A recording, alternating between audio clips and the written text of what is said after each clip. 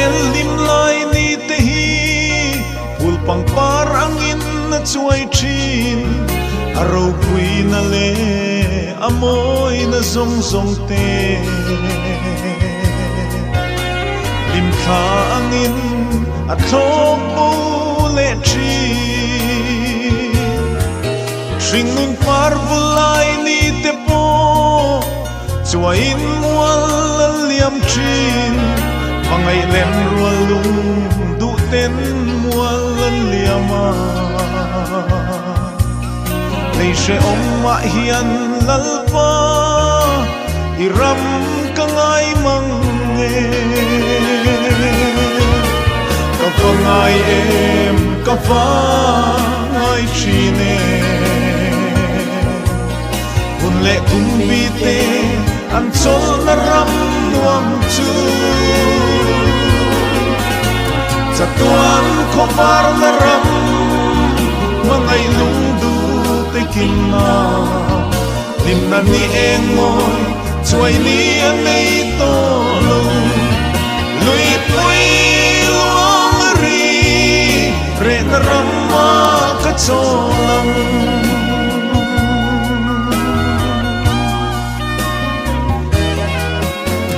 nuôi thil om zong te hi eng ma lo mai an ni e tu po he tuin chu an tui hal le ang chol na dai lim alo om si lo kanun na hian chan dam tu nang ma chau angai thin che Kat tha vak vai nun tui hal min nem tu Dam na tui nung lui lalpa O kavahan ngai che Kavangai em kavangai chine Hun le kumbi te an chol na ram nuam chu Chatuan khopar na ram mangai lung du te kinna lim na ni eng moi chuai ni an nei to lo lui pui luang ri re na ram ma ka cholang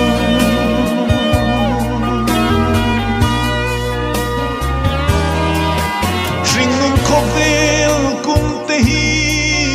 Rei lo te ta na lo ni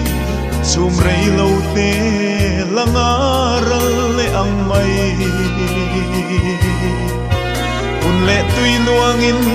chol zai rel ngai lo Kum rei lo te aral hunin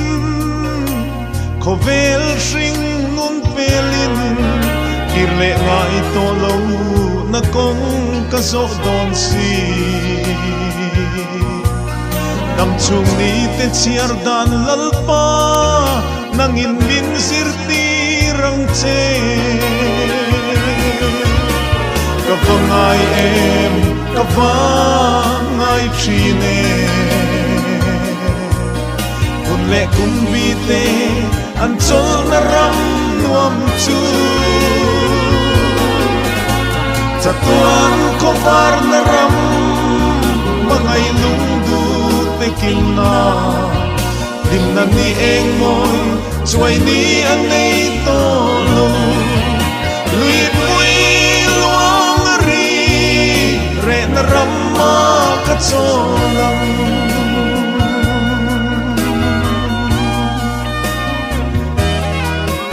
mangai len rual lui te khan Pamri sangan kai zota Andam lai shing nung Thon thu angin na topa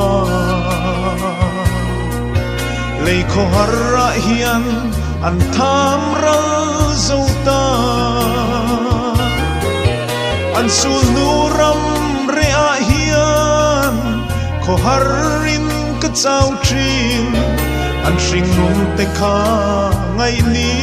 abang thei lo Iran relo mo lalpa o kavahan ngay chine Kavangay em kavangay chine Unle kumbite an sol na ram wam tu Sa tuan kovar na ram Mangay lundu tekim na Lim na ni eng mon Chuay ni anay to lo Lui pui luang ri Re na ram ma ka chong